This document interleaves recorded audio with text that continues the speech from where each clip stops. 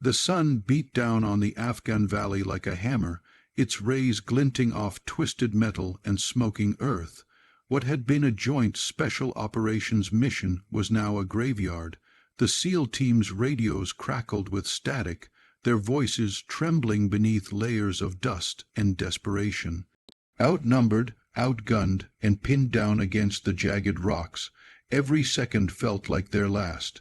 The air was thick with smoke, and the scent of diesel and burnt sand clawed at their lungs. For the first time, even the SEALs men who never knew fear whispered the unthinkable. "We're not getting out of this one. If you believe in miracles, kindness, and second chances, then hit that like button, share this story, and subscribe to Kindness Corner, because what happened next will remind you that sometimes heroes come from the most unexpected places."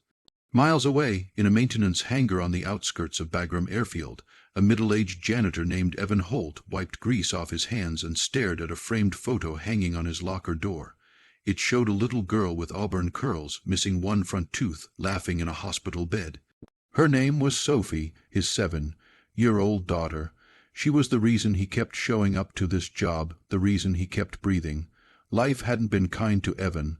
Once he had been a promising pilot in the Air Force, known for his calm precision and unshakable focus.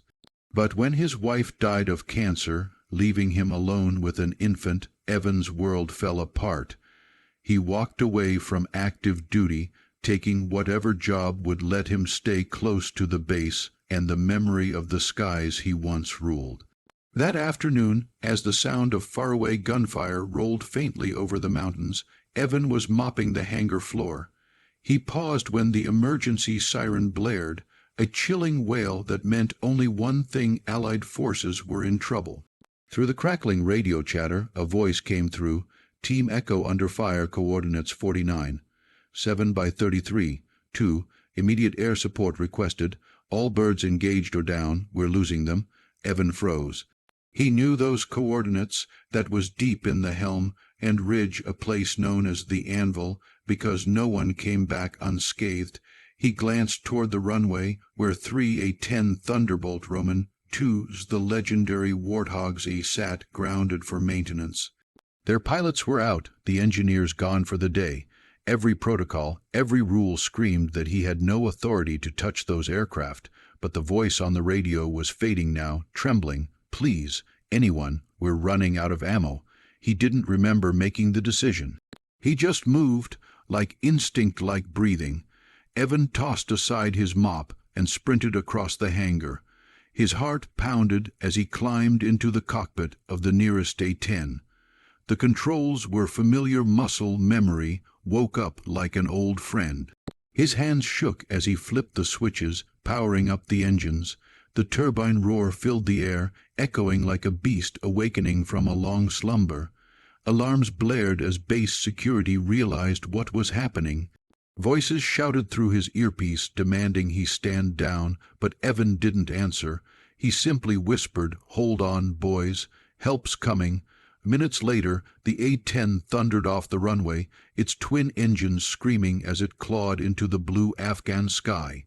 The ground below blurred as the ridges loomed ahead, the place where hope had gone to die. Down in the valley, the SEALs had fallen back to a narrow trench. Bullets tore through the dirt around them, their last magazines nearly empty. Lieutenant Blake Cross pressed his back to the rocks, blood trickling from a cut above his brow. He lifted his head just enough to see the enemy, dozens of insurgents closing in from both sides. "This is it," he muttered. But then a sound split the sky, a deep, terrifying growl, the unmistakable roar of a Ju-8 Avenger cannon spinning up. The A-10 came screaming over the ridge, sunlight flashing off its gray armor. The SEALs looked up in disbelief as streaks of fire erupted from its nose. The mountains shook under the barrage. Enemy trucks exploded, the air filled with thunder and smoke.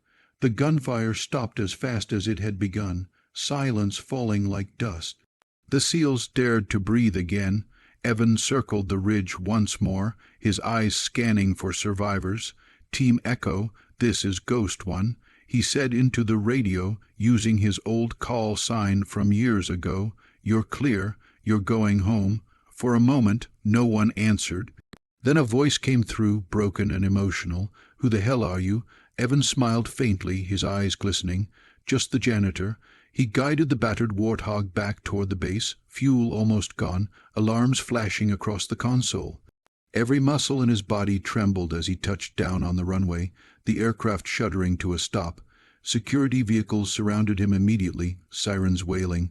Soldiers shouted orders, weapons drawn. But then, out of the convoy of trucks, the rescued SEALs stumbled out alive, bruised and awestruck.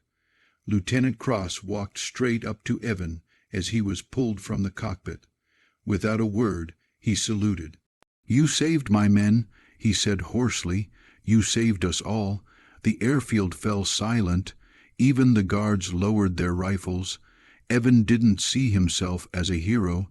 He saw himself as a father who couldn't bear to watch another child grow up without a parent.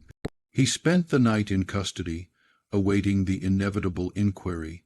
But something extraordinary happened. The next morning, the SEALs themselves showed up, all of them standing shoulder to shoulder outside the hangar, demanding his release.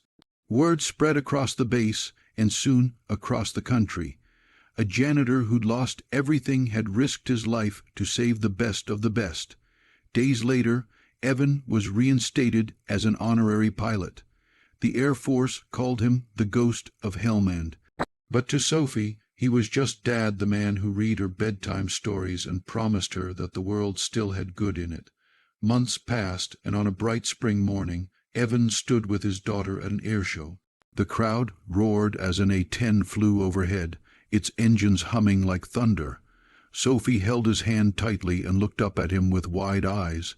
"Daddy," she whispered, "that's your plane, isn't it?" He smiled, eyes misting as he nodded. "No, sweetheart, that's everyone's plane. It's the sound of hope. If this story touched your heart, please take a moment to like, share, and subscribe to Kindness Corner, because somewhere out there, someone needs to be reminded that courage doesn't always wear medals. And before you go, comment below with one word that describes how this story made you feel.